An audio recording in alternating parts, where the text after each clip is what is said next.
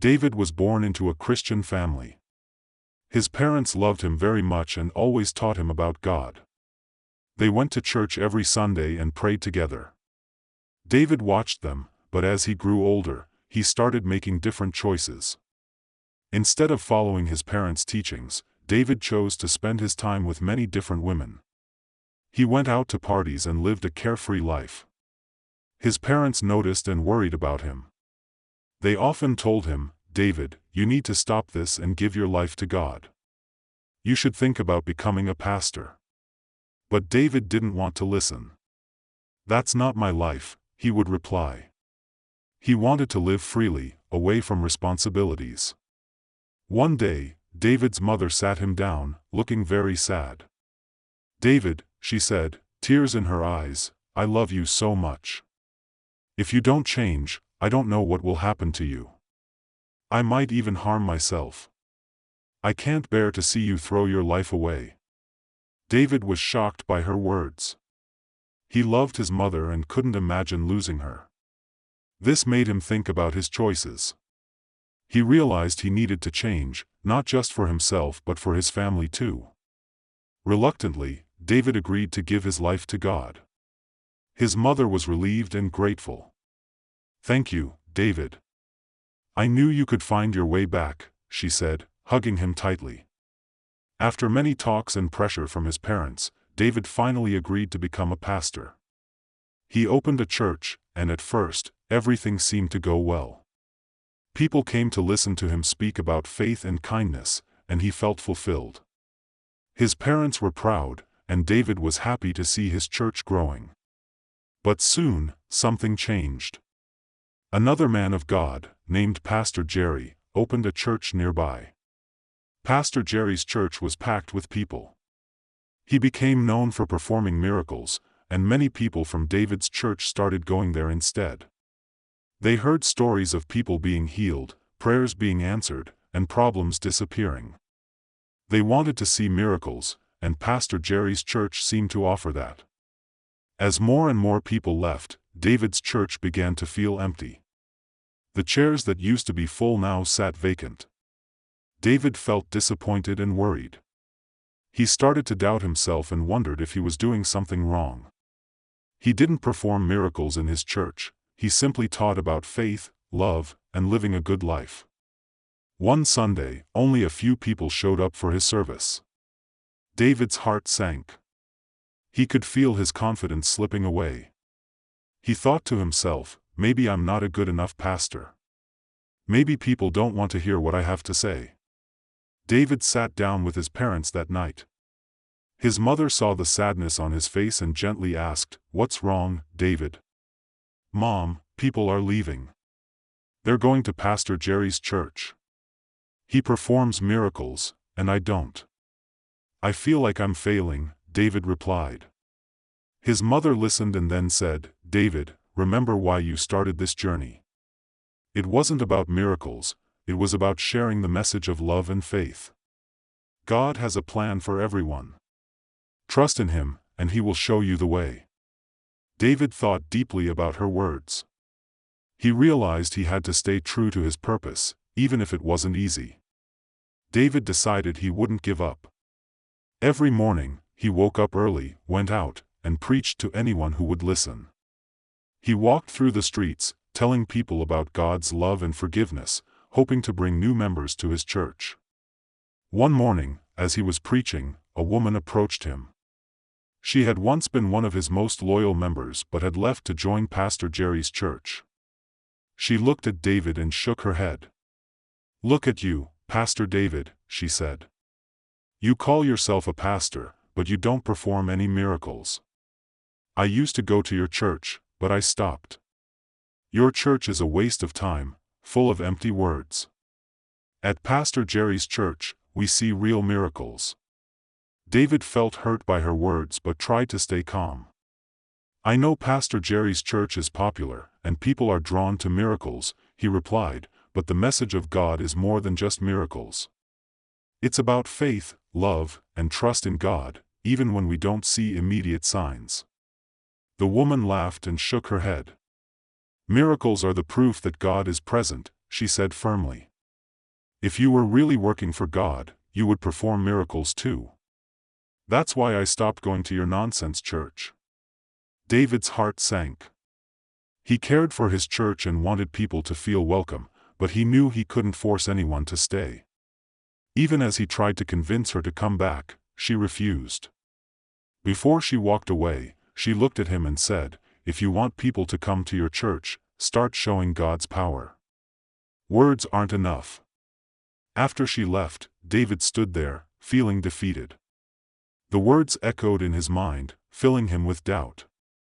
Maybe she's right, he thought. Maybe people won't believe in my message if they don't see miracles. David was feeling defeated after hearing the woman's harsh words. He went home, frustrated and tired. That night, he sat with his mother and said, "Mom, I'm done. This is not the life I want. People are leaving my church. They say I don't have God's power because I don't perform miracles. No one is coming anymore." His mother looked at him with kind eyes and said, "David, I know this is hard, but you need to be strong and patient. Rome wasn't built in a day. With time, your church will grow. Trust in God and don't give up." But David was too upset to listen.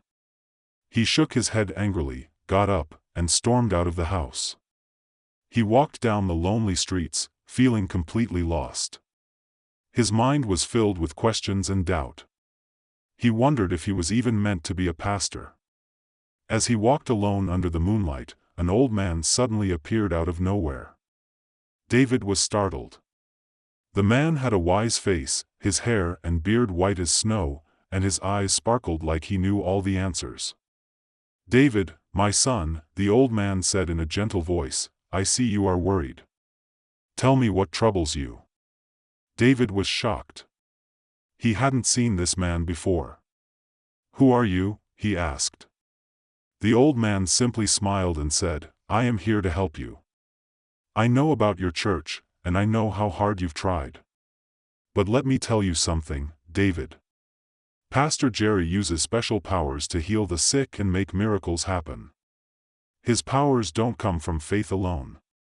If you want to be like Pastor Jerry and have a full church, you must go the spiritual way." David felt a chill down his spine. "Are you saying he uses dark powers?" he whispered. The old man nodded slowly. "Yes, David. There are powers that can make miracles happen, but they are not from God. If you want to make people believe in you, you can use these powers too." David shook his head firmly. "No, that goes against everything I believe. I want people to come to my church because of God's love, not because of tricks."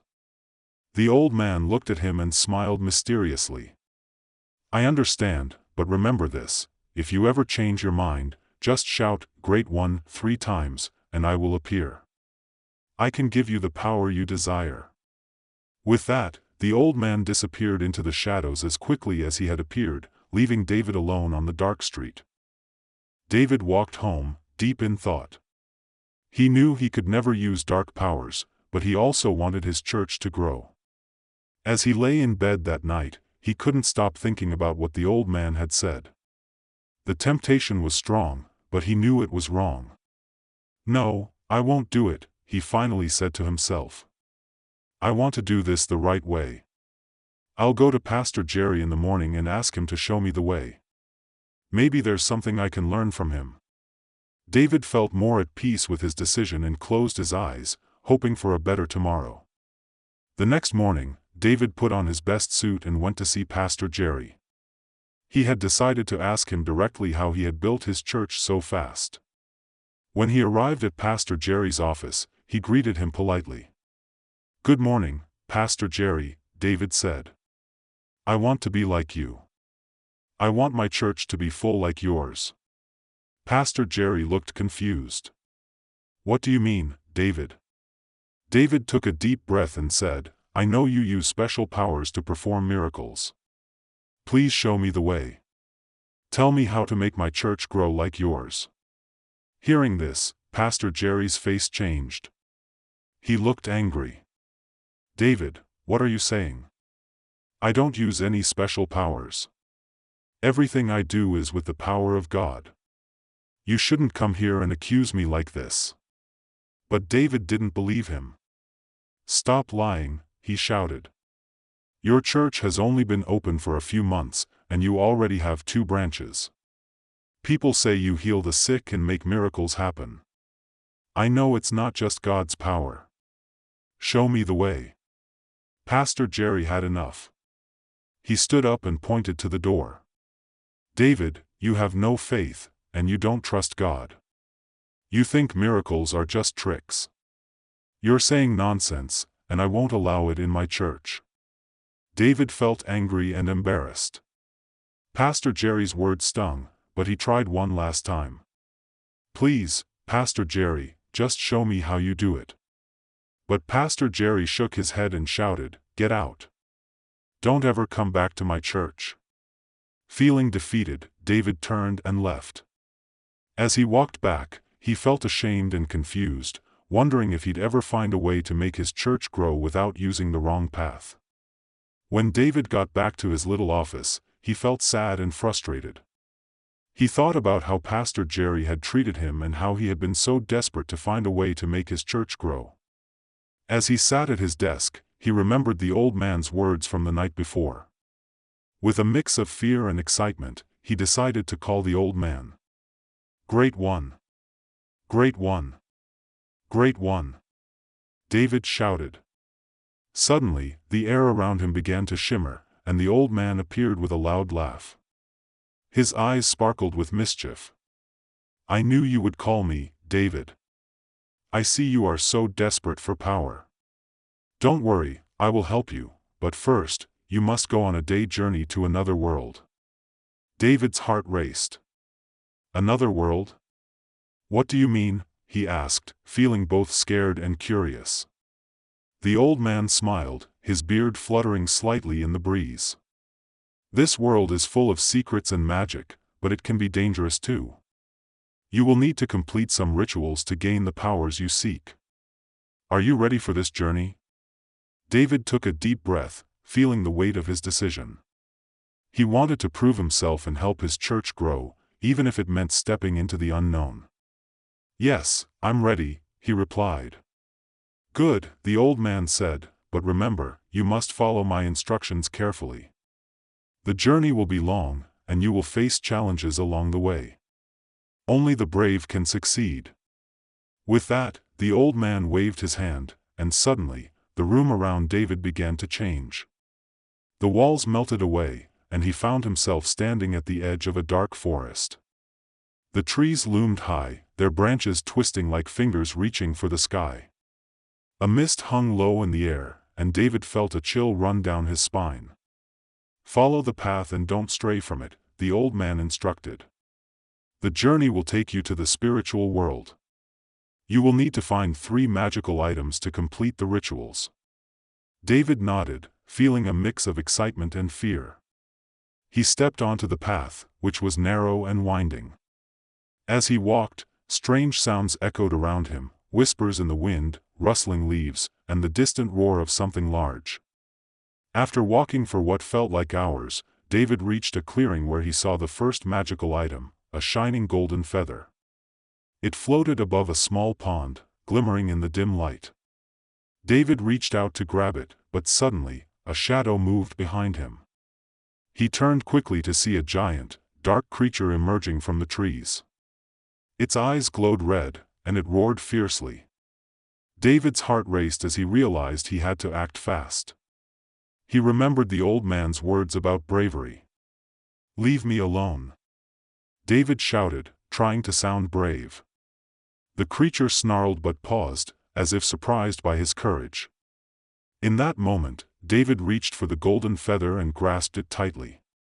As soon as he held it, a warm light surrounded him, and the creature shrieked in fear, retreating back into the shadows. Breathing heavily, David knew he had to keep going. He continued down the path until he reached a dark cave. Inside, he could see a glowing blue crystal on a pedestal, but as he stepped closer, he noticed that the cave was guarded by a swirling mist that whispered strange words.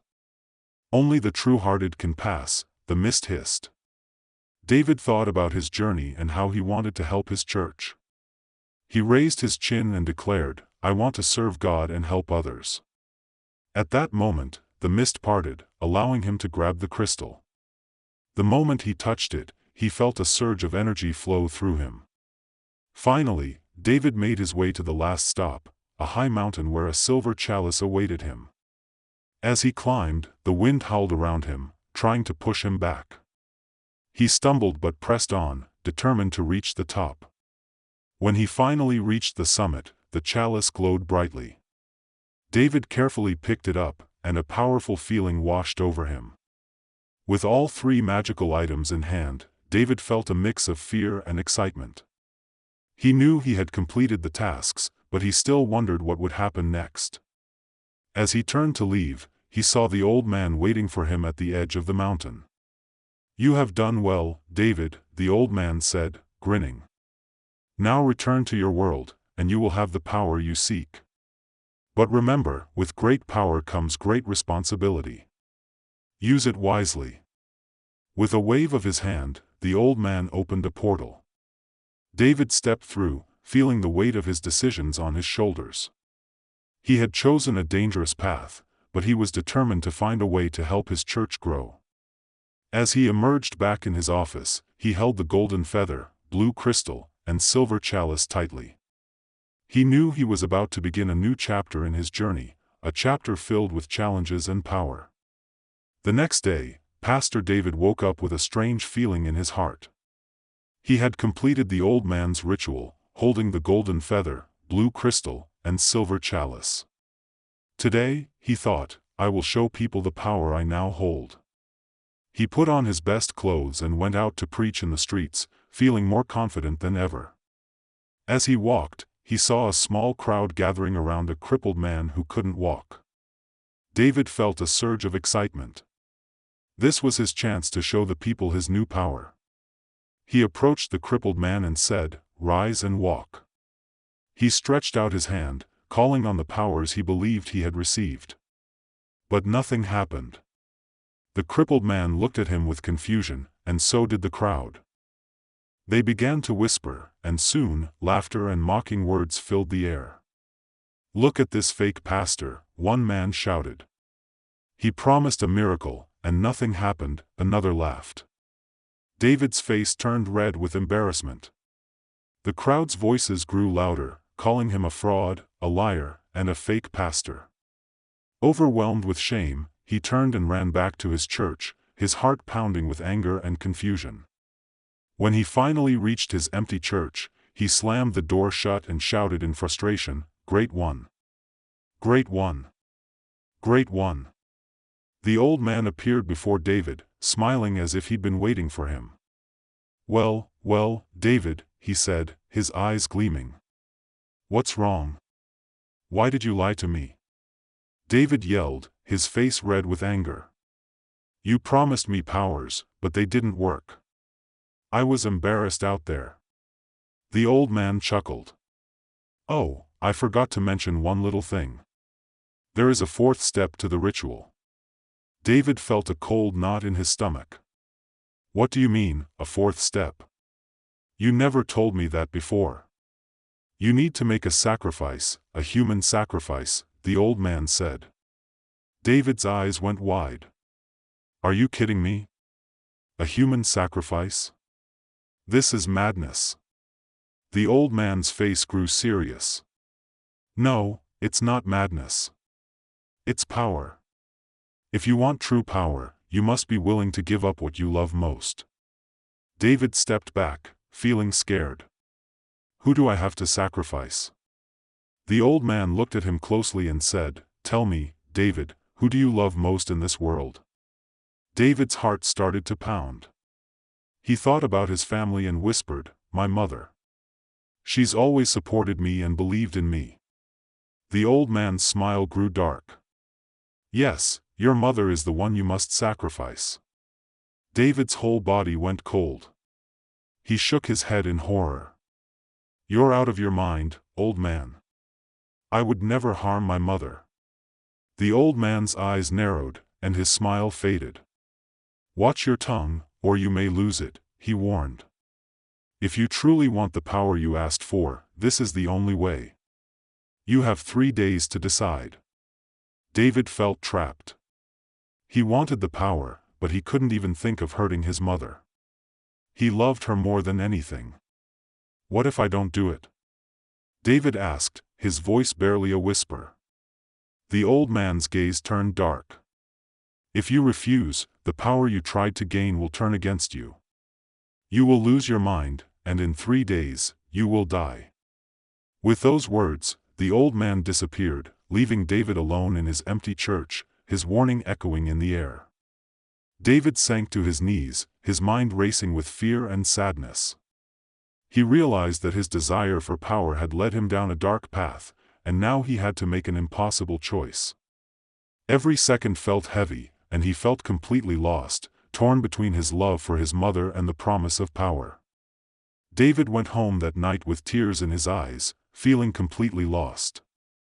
As he entered the house, his father noticed his sad face and asked gently, "David, what's wrong? Why are you so upset?" David didn't want to answer at first. He just shook his head, trying to hold back his tears. But his father kept asking, not wanting to see his son in such pain. Finally, David gave in and lied. "I'm losing members every day at the church. People are leaving because they don't see any miracles, and I feel like a failure." His father placed a hand on David's shoulder and looked him in the eyes. "David, you must be patient with God," he said softly. "Building something strong takes time, and faith is not about quick results. Do not let yourself be tempted into taking shortcuts." That night, as David lay in bed, the old man appeared at his bedside. His eyes gleamed in the dim light. He held a deep red cloth in his hands and looked at David with a stern, serious expression. "Take this cloth," the old man commanded, his voice cold and direct. "Go to your mother's room and cover her with it while she sleeps. Only then will the power be yours." David's heart pounded as he took the red cloth, feeling its strange, heavy weight. A wave of doubt washed over him, but he remembered the old man's warning. He would lose his mind if he didn't complete the ritual. Quietly, he tiptoed down the hall to his mother's room. She lay there peacefully, her breathing soft and steady. David hesitated, looking at his mother's gentle face, but the pressure of the old man's words rang in his head, louder and louder, until he finally pulled the cloth over her, covering her completely. The next morning, David's father went to check on his wife, as he did every morning, expecting to see her warm smile greeting him. But today, there was only silence. When he touched her hand, it was cold. She didn't move, didn't breathe. A wave of shock washed over him as he realized she was gone. His heart broke as he fell to his knees beside her, crying out in disbelief. "No, no, please wake up," he whispered, his voice shaking. Tears streamed down his face as he clutched her hand, hoping somehow she would come back to him. He sobbed beside her bed, feeling a hollow emptiness where his joy and strength had once been. His cries echoed through the quiet house. Hearing his father's cries, David walked slowly into the room, his face tense. He saw his mother lying still and his father kneeling beside her, shaking with grief. David's heart felt like it was caught in a storm, pain, guilt, and fear all tangled together. He wanted to look away, but he knew he couldn't. He was the reason his mother was gone. David took a deep breath, trying to steady himself, and knelt beside his father.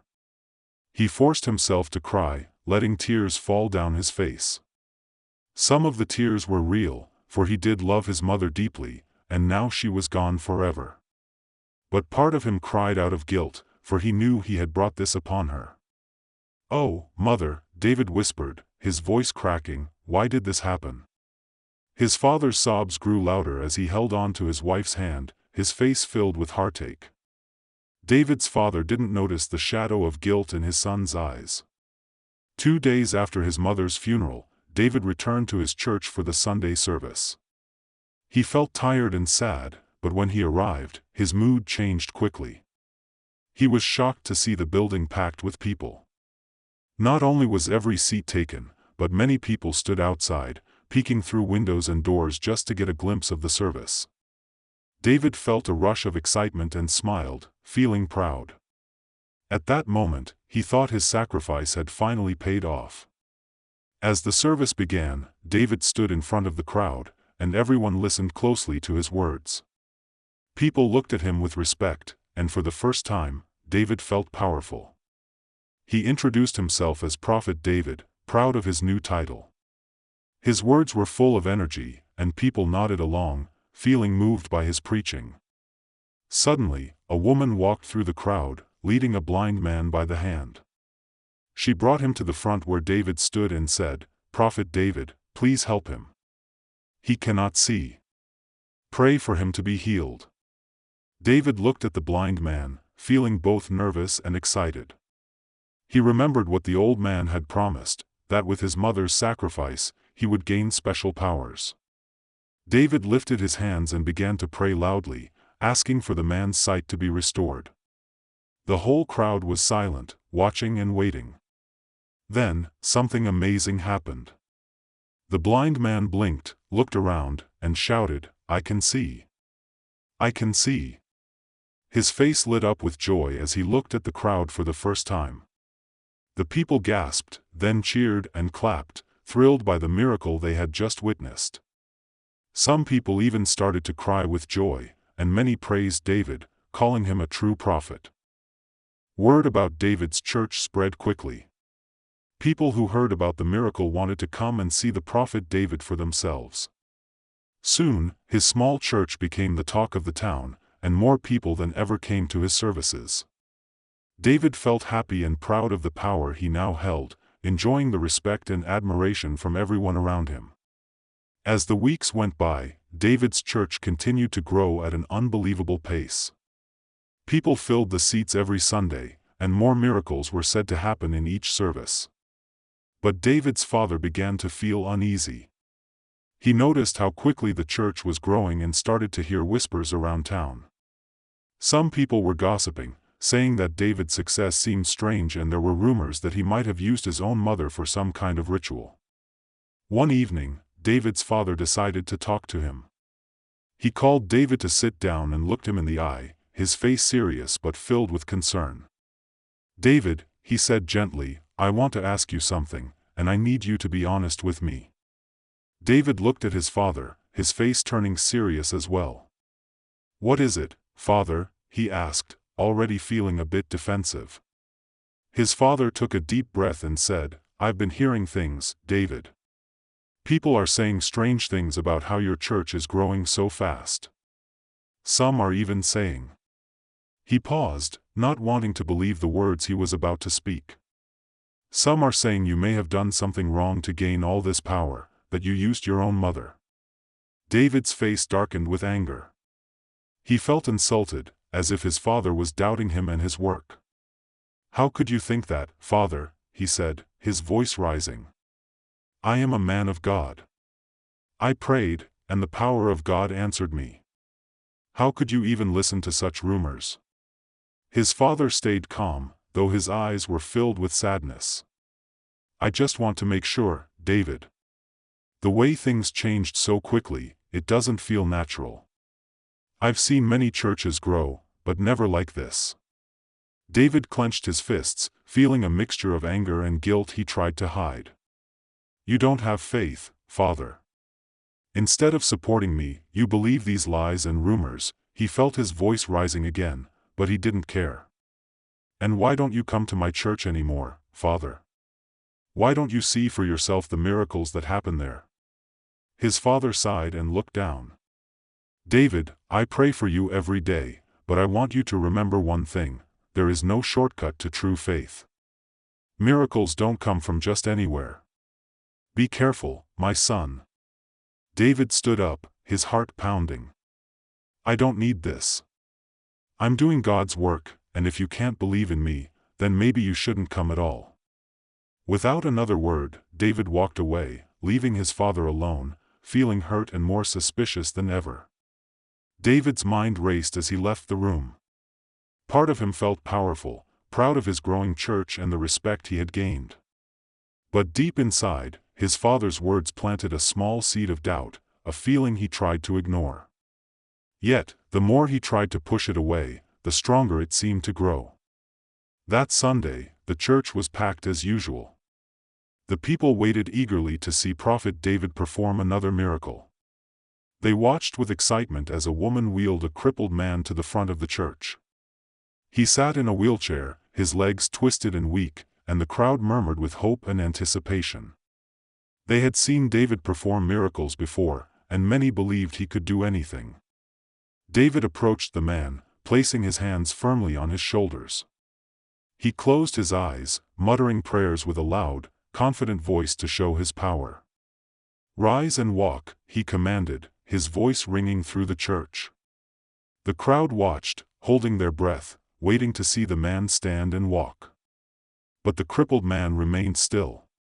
He looked up at David, a bit confused. David repeated the command, this time even louder, feeling the pressure of all the eyes on him. "I said, rise and walk." Still, the man didn't move. Whispers of doubt began to spread through the crowd. David's heart pounded as he tried once more, raising his voice even louder. "Get up and walk," he shouted, his voice echoing, his hands trembling slightly. The man in the wheelchair looked down, unable to stand, and the crowd started to murmur. Some shook their heads in disappointment. Then, one person shouted, "He's a fake. He has no power." Others began to join in, calling him a fraud and questioning his miracles. The respect David had worked so hard to build was crumbling right before his eyes. Feeling his face flush with embarrassment, David turned and rushed back to his office, slamming the door shut behind him. Outside, he could still hear the crowd's voices, now louder and filled with doubt. Desperate and furious, David called out in a low, trembling voice, "Great One! Great One! Great One!" In an instant, the old man appeared, standing in the corner of the room with his usual wicked grin. His eyes were cold, watching David with amusement. Well, he sneered, "What's wrong, Prophet David?" David clenched his fists, his face red with anger. "You foolish old man," he shouted. "You promised me power for one sacrifice. I did what you asked, and now you've taken it away. I was humiliated in front of everyone." The old man's grin faded, and his eyes narrowed. "Watch your tone, David, or I will make you blind this very moment," he hissed. David felt a shiver run down his spine, but his anger kept him standing firm. The old man continued, his voice calm but dangerous. "Power comes with a price, David. Did you think one sacrifice would be enough? Power is hungry, and it needs to be fed. If you want it to stay with you, you must keep feeding it." David's heart sank as he realized what the old man was saying. "What do you mean?" he stammered, feeling a wave of dread. The old man's grin returned, darker and colder than before. "You need another sacrifice, David. Someone even closer to you." David's face went pale, a chill gripping his heart. "Who?" he asked, barely able to speak. The old man's eyes gleamed with a sinister joy. "Your father," he said, his voice barely a whisper. David's knees felt weak as he shook his head, horrified. "No, not my father. I can't do that." The old man's face grew dark, his grin disappearing. "You have no choice, David.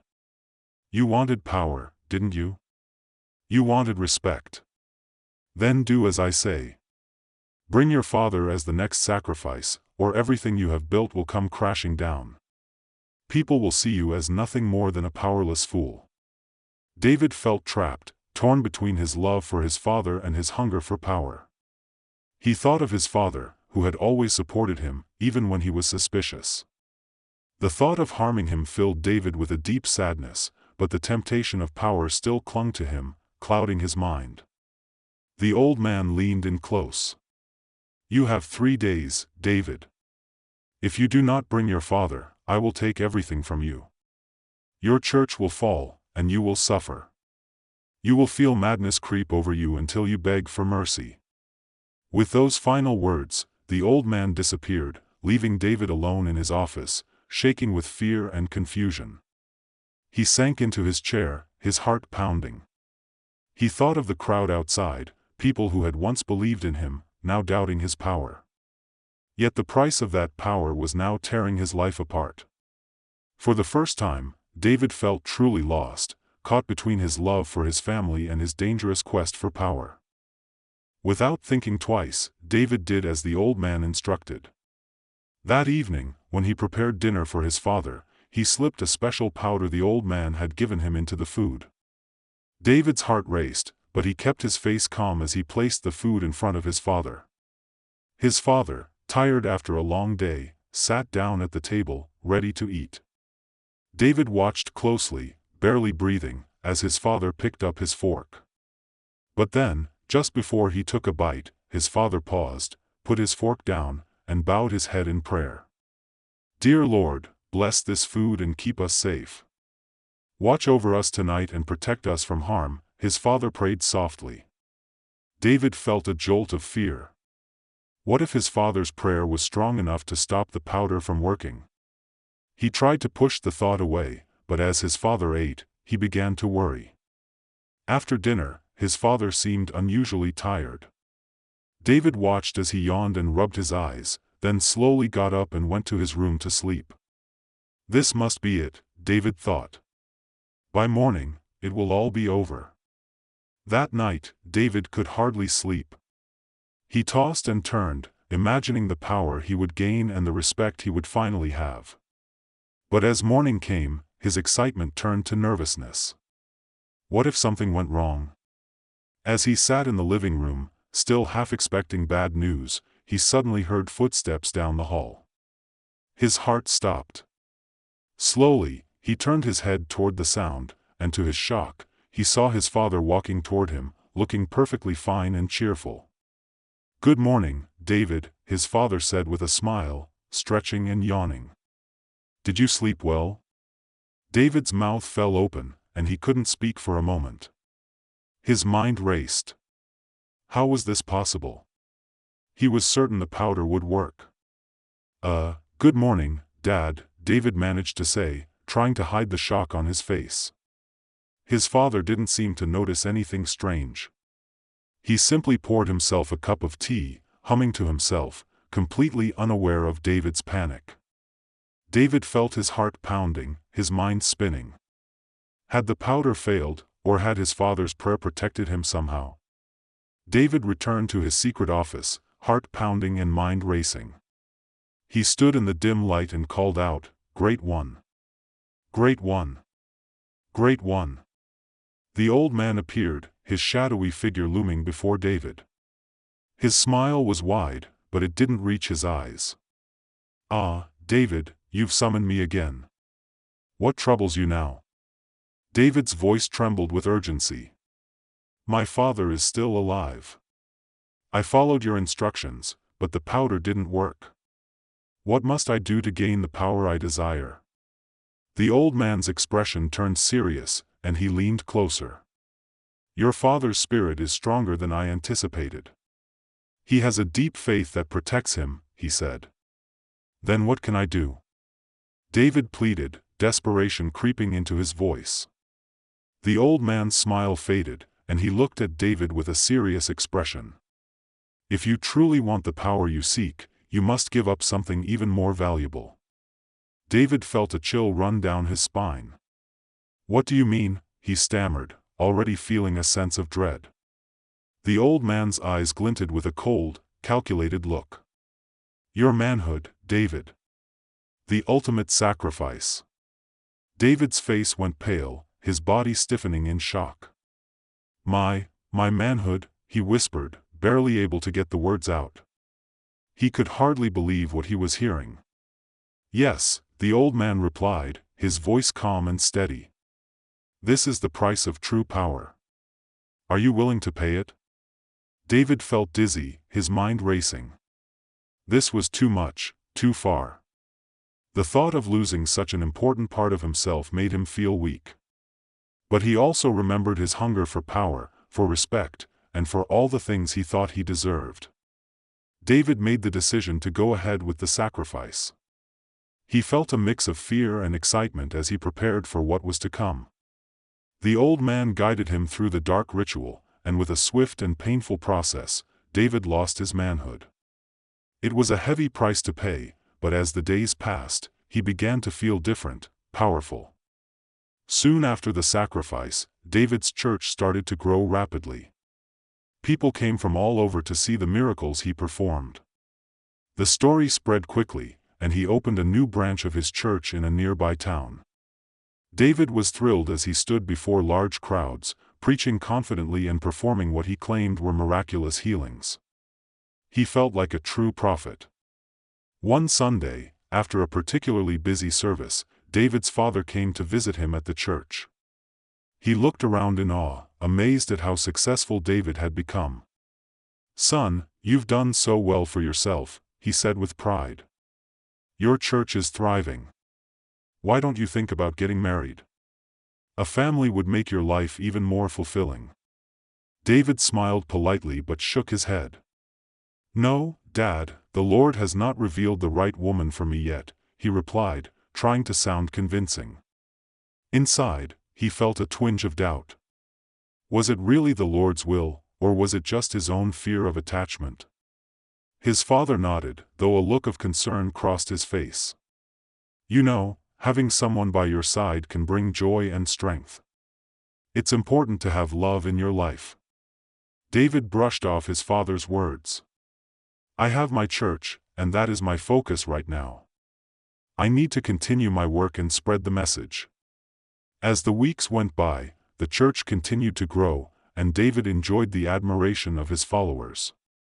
Yet, late at night, when the crowds had gone home and silence filled the church, he sometimes felt lonely. Despite his success, there was a part of him that wondered if he had made the right choices. But every time those thoughts crept in, he pushed them away, reminding himself of the power he now possessed and the respect he had earned.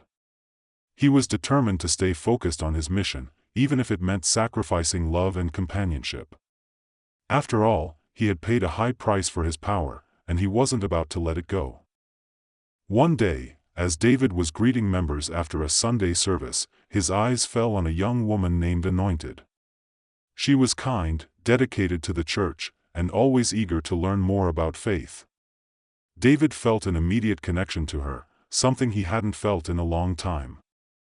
As weeks passed, David and Anointed started spending more time together, talking after services and even meeting outside of church. David felt truly happy in her presence and realized he was falling in love. He couldn't remember the last time he felt so close to someone, and Anointed's warmth made him feel alive in a way that preaching and miracles never had. Eventually, Anointed noticed David's growing affection, and soon, they began dating. She loved how dedicated David was to his church and respected his commitment. However, one day, as they were talking, she brought up the topic of intimacy. She looked at him with a shy smile and said, "David, we're in love. Don't you think we should take the next step in our relationship?" David quickly cleared his throat. He looked into her eyes and said, "Anointed, I believe in doing things the right way. I think we should get married before taking that step." Anointed respected David's faith and commitment and agreed, thinking it was because he was a man of God. She smiled and nodded. "All right, David, I'll wait. I admire your faith." David felt relieved, grateful that she understood, but deep down, he knew there was more to his hesitation. He felt the weight of the secret he was hiding, a truth that could change everything if Anointed ever found out. Just 2 months after David and Anointed were married, David's father couldn't hide his excitement. One evening, as they all sat together after a family dinner, his father leaned over with a warm smile. "David, my son," he began, "I can't wait to carry my grandchildren. It will be such a joy for me to see the next generation." David forced a smile, nodding. "Me too, Dad. I look forward to starting a family with Anointed." Anointed, seated beside him, reached over and squeezed his hand, her eyes shining with joy and hope for the future. She too dreamed of having children, filling their home with laughter and love. But as David spoke, a pang of worry stirred in him, knowing the truth he hadn't shared. Weeks turned into months, and Anointed started to feel a quiet worry growing inside her. Since they had been married, David had not once made any move toward intimacy. At first, she thought it was just a part of his strong faith, or perhaps he was waiting for a special moment. But as time went on, her patience turned into confusion, and her confusion into insecurity. One evening, Anointed decided to confront him. She took a deep breath, gathering her thoughts, and went to David as he sat in his study. "David," she began softly, "I need to understand something. Why haven't we, shared any intimate moments? We're married now. Is there something wrong?" David paused, caught off guard by her question. He looked at her with a forced calmness and replied, "The Lord has not given me the instruction to take that step yet, Anointed. We have to be patient and follow His guidance." Anointed tried to smile, but David's answer left her feeling more confused than before. As she returned to her room that night, her mind raced with thoughts and questions. She looked at herself in the mirror, wondering if there was something wrong with her. Was she not attractive enough? Was she not what he expected? Dear viewers, do you think she would ever discover the truth about her husband? What do you think her reaction will be? Leave a comment with your thoughts and stay tuned for part 2. Don't forget to like, share, and subscribe, and turn on post notifications so you won't miss what happens next.